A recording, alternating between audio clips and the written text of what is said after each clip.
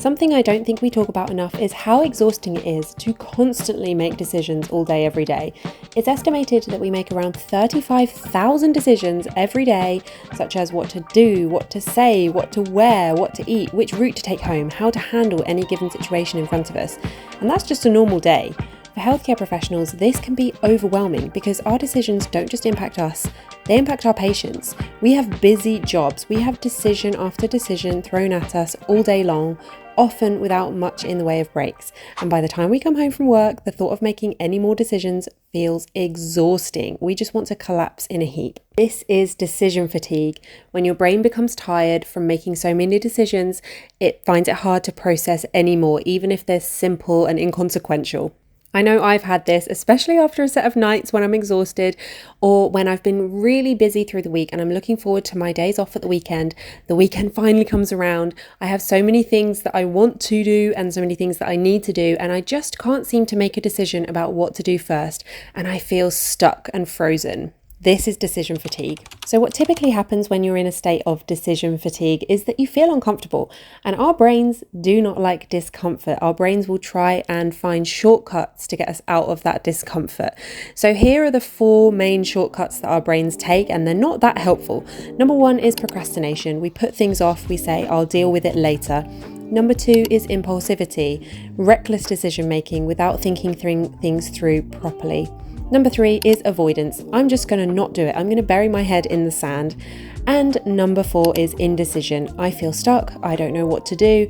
And going backwards and forwards on decisions, weighing things up over and over and over again without actually making a decision. These unhelpful shortcuts that our brains like to take can make us actually feel more stressed. So you may notice yourself having a stress response and becoming snappy, irritable, maybe withdrawn, or looking for dopaminergic distractions like overspending, overeating, or gambling. So instead of reaching for these 4 things, these 4 shortcuts, we need to find ways to reduce decision fatigue. So how can you reduce decision fatigue? That is exactly what we'll be talking about in this video. I'll leave chapters linked down below so you can skip to the parts that are most useful to you or watch the whole thing. Here are the 5 steps to reduce decision fatigue.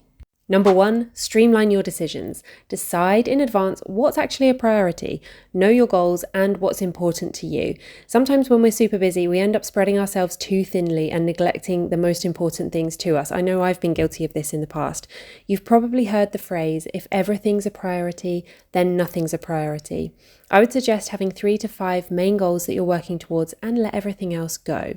Right now, one of my big goals is to be able to run a marathon next spring injury-free. I've run half marathons before, but I've always ended up with injuries because my training has only consisted of running with no strength training built in. And I've found myself battling with decision fatigue when it comes to working out, not knowing which workouts to do on which days, and spending the whole day in my workout gear, putting off my workout simply because I can't decide what to do.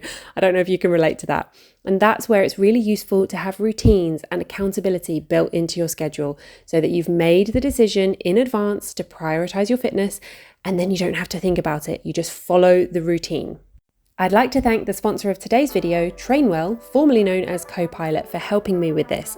Trainwell gives you a unique fitness program that's completely tailored to you, to your schedule and your available equipment at home or in your gym. You'll get step-by-step workouts, a dedicated fitness personal trainer, and progress tracking through the Trainwell app. Once you sign up, you'll have a video chat with your certified fitness personal trainer to get to know each other and discuss your goals, your experience, and any physical limitations you might have. I had a 40-minute call with my trainer, Justin, who really listened to all my goals and my needs, and he created a personalized program that fits in perfectly with my lifestyle as a busy doctor and a coach. You never have to think about what to do because the app guides you every step of your workout.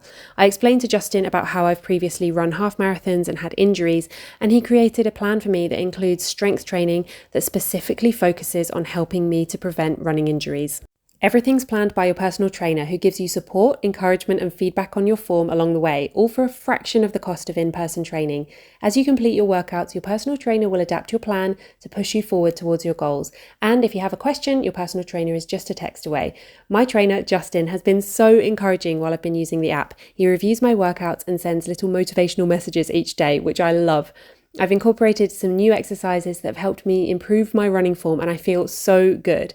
With Trainwell, you'll learn to focus on what you can do today to build long-term habits to be stronger, healthier, and more confident. It's about consistently taking small steps that lead to big results. Using Trainwell has helped me to stay consistent with my running and my strength training over the past 2 months, and I love that the app shows you a streak so you can track your progress. As a doctor, I sometimes find it hard to fit my workouts around my shifts, but using Trainwell is like having a personal trainer with you in your pocket at whatever time is convenient for you.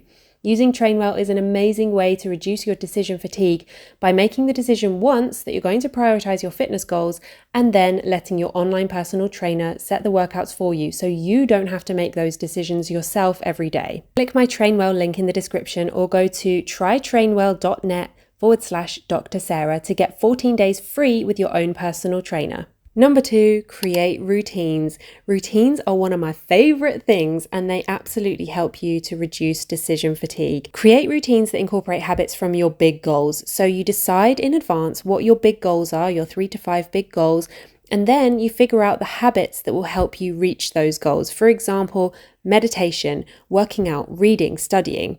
And then you make those habits into a routine. You stack them together so you know that you'll get them done each day.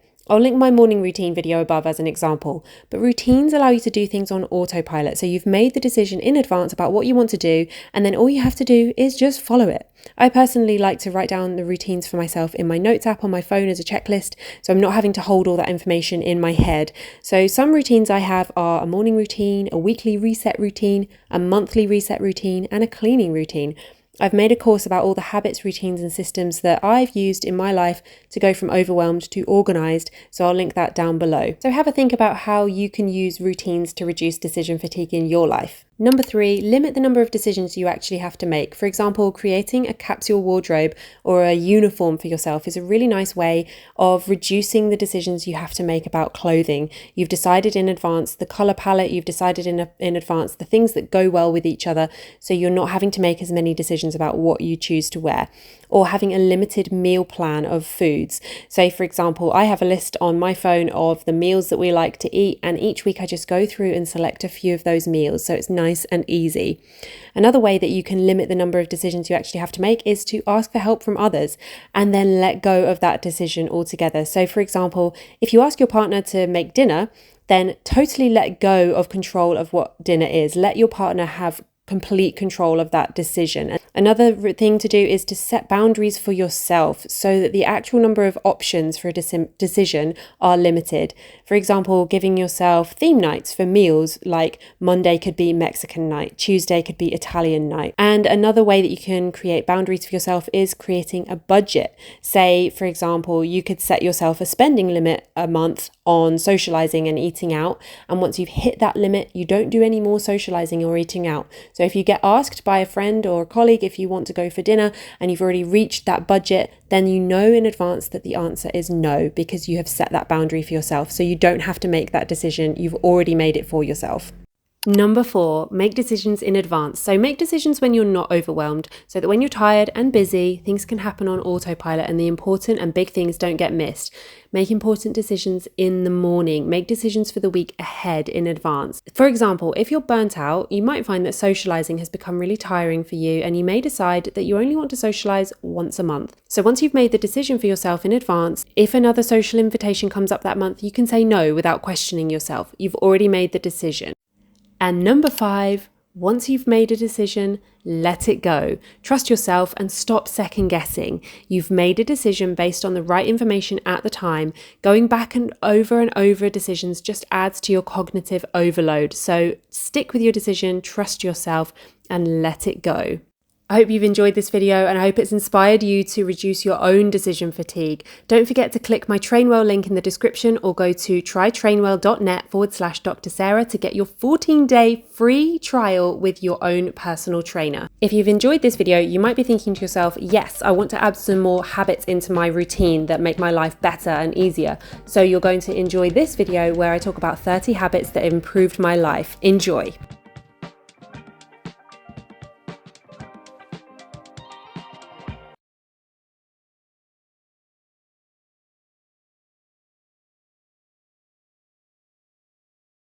Thanks for watching and I'll see you in the next video.